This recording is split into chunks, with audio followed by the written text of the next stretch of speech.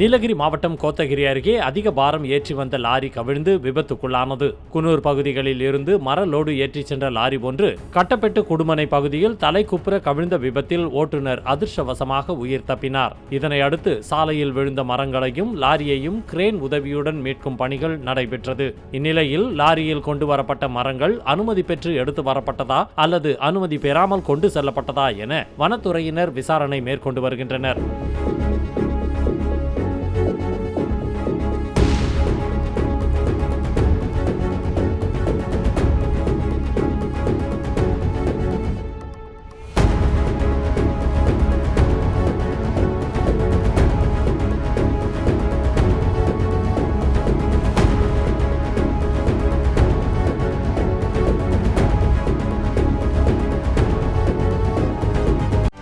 செய்திகளை உடனுக்குடனும் துல்லியமாகவும் தெரிந்து கொள்ள சப்ஸ்கிரைப் பண்ணுங்க.